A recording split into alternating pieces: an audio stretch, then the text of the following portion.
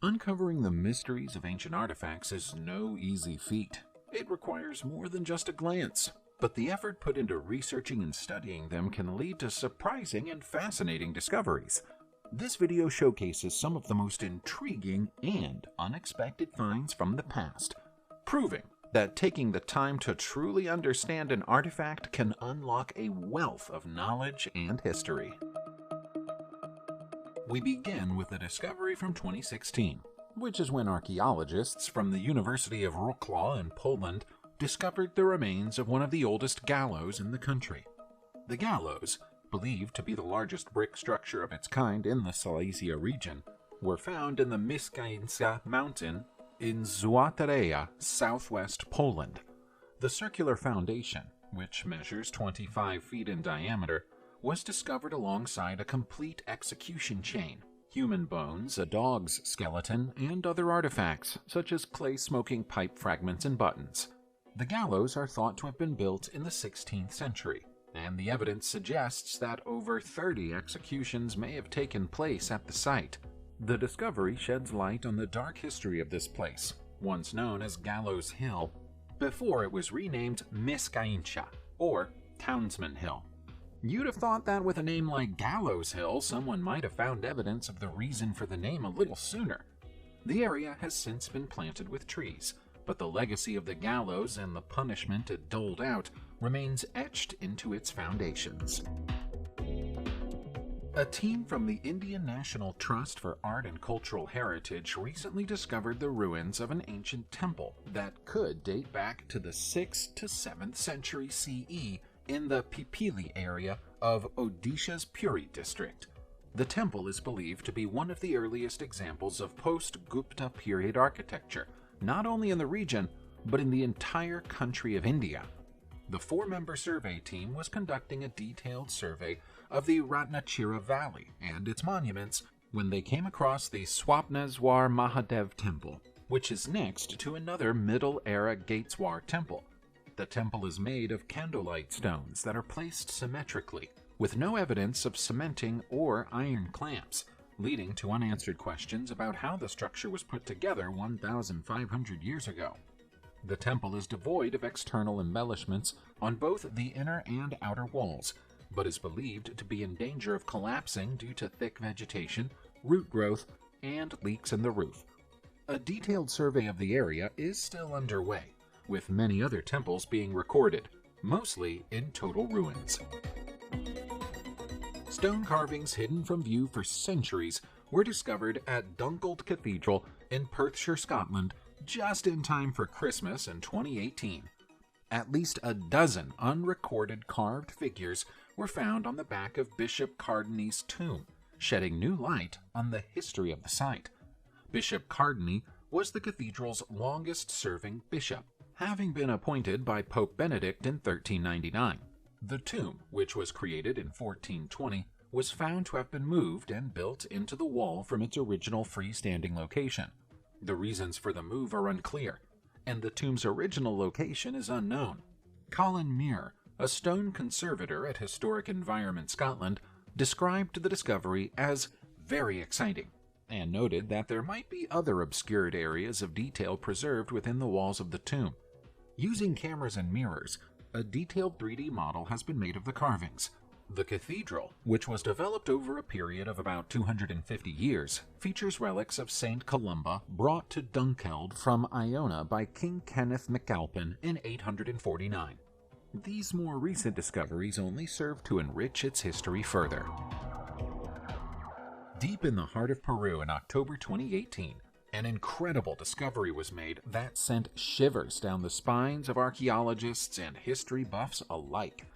An unearthed passageway in the abandoned city of Chanchan revealed a series of 19 eerie wooden statues. The Peruvian Ministry of Culture estimated that these statues are at least 750 years old and were likely used as idols by the pre-Columbian civilization that once inhabited the city. Chanchan was once the capital of the Chimu Empire between 900 and 1470 CE, and was a wealthy metropolis that was home to around 60,000 people at its peak. The statues, each standing a little over 2 feet tall, appear to be anthropomorphic in nature and carry a scepter in one hand and a circular object, possibly a shield, in the other. These ancient figures were found covered in clay masks by a team of archaeologists, curators, and engineers working in a citadel passageway leading to a ceremonial courtyard. According to Patricia Balbuena from the ministry, the discovery is significant not only for its age, but also for the quality of the decoration on the pieces. Here's a remarkable discovery that was made in a remote section of the Chattooga River in Oconee County, North Carolina, USA. It's an intact dugout canoe that could be more than 200 years old, and it was found by boaters in the fall of 2020. But it wasn't until July 2022 that the Chattooga Conservancy was able to recover it. Buzz Williams, who heads the Conservancy, said the canoe is reminiscent of one found in the river in 2004, which was carbon dated to around 1740. The canoe shows signs of European influence, with pronounced axe marks and a rough finish. It's unclear who built it, but an iron axe mark suggests that it was constructed after Europeans entered the area. It could have been made by Native Americans in the region or by European settlers or traders. The mystery is compounded by the discovery of a wrought iron nail at one end of the boat. The 32-foot-long canoe is in remarkable condition and is an important archaeological find. According to underwater archaeologist James Spirick, such mountain watercraft are rare, and finding a canoe like this largely intact on a wild and untamed river like the Chattooga is exceedingly so. The Smithsonian's National Portrait Gallery has recently digitized a ledger book featuring 1,800 cut paper silhouette portraits crafted by William Baca, an English immigrant in the early 19th century. The album captures a unique record of Federal-era social history, with portraits of famous figures like George and Martha Washington, alongside those of tavern keepers and priests from the Caribbean, representing individuals from all walks of life. The album was acquired by the National Portrait Gallery in 2002, but was found to contain arsenic in 2008, making it too dangerous to display. Thanks to Getty's support, the entire volume was fully digitized, and extensive research by curator Robin Aslason confirmed the identities of hundreds of sitters in New Orleans, including many of Afro-Caribbean descent, for whom there were no other likenesses. William Baca, who had no artistic training, developed a successful career as a silhouette maker and traveled across the eastern seaboard of the United States, using his own patented version of a physionotrace to capture the outline of people's profiles and reproduce them quickly and cheaply. The physionotrace was a mechanical drawing frame invented in France, which documented the fixed features of the face, such as the shape of the nose, jaw, and brow. A 2018 discovery in the Inner Mongolia Autonomous Region of China has shed light on the origins of the human fascination with self-portraiture. Carved from sandstone over 7,000 years ago, a prehistoric human face was found, measuring 25.6 inches tall and 22.5 inches wide. The artifact was discovered by a team of rock painting scholars from Inner Mongolia Normal University during a field study mission east of Ongnud Banar, Shifang City. The image features a pair of symmetrical double-cycle eyes, each 7 inches in diameter, a mouth, and 4 vertical slits that may represent teeth. The newly found portrait in stone boasts smoother lines and more protruding facial features compared to similar discoveries in the Russia Far East and other parts of Inner Mongolia. While this particular carving is distinct, thousands of ancient engraved and chiseled human face rock paintings have been discovered in the region, all of which have a unique exaggerated expression style. It's thought that this particular example was carved by an ancient man as he gazed at his reflection in a rock pool. Does that make it the world's oldest selfie? A team of treasure hunters from the Suska Land Lovers Society has recently made an incredible discovery in the remote commune of Zalawo, Poland. Using metal detectors, the team unearthed a stash of rare bronze artifacts dating back a whopping 2,500 years to the end of the Bronze Age and the start of the Early Iron Age. The exciting discovery, which includes an axe and 2 bronze hoop ornaments that were likely worn as bracelets or greaves, was made with the full consent of local authorities and landowners.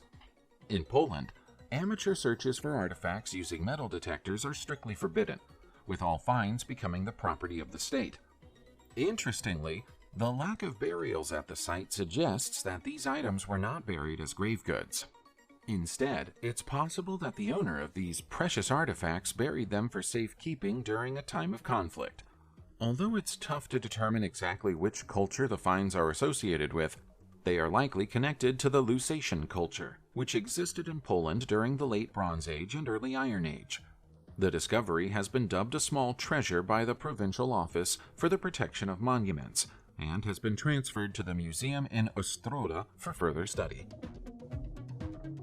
A cycle of frescoes dating back to the 17th century has been discovered in the Grand Master's Palace in Valletta, Malta.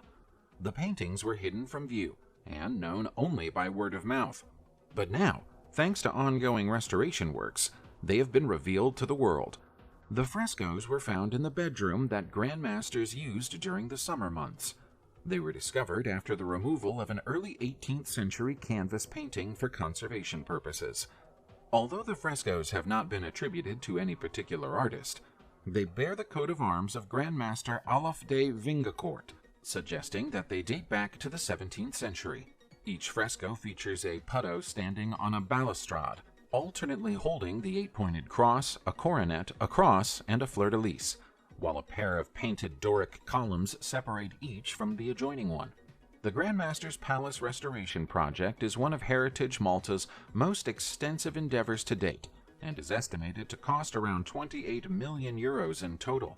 The project is expected to be completed by 2025, giving visitors the opportunity to see the frescoes in all their splendor. We're heading to England now to check out the Winchester Hoard, which was hailed as the first great British archaeological discovery of the 21st century when it was found by amateur metal detectorist Kevin Halls in a field in Winchester in late 2000. In truth, this collection of Iron Age gold artifacts would have been an impressive discovery in any century, no matter how early in the century it might have occurred. The inherent value of the hoard is obvious because of its high gold content, but it's a discovery that comes with a mystery. There's no sign of an ancient temple, or even an ancient settlement, anywhere near the farmer's land where the discovery was made. Without that evidence, we have to conclude that the collection was deliberately carried far from civilization and buried in what would then have been woodland. Presumably, whoever buried it wanted to ensure that nobody would ever find it. Perhaps they hid it so well that they were unable to find it themselves. The design of the pieces is typical of the Latin style that was popular more than 2,000 years ago, and are some of the best examples of their kind. That goes some way to explaining why the total collection has been valued at more than $500,000. The first time James Hyatt and his father went out into a field with a metal detector was a day he'll never forget. On that day in 2009, he was only 3 years old. Yet within minutes of turning on the gadget, he unearthed the kind of discovery that archaeologists dream about for their entire careers.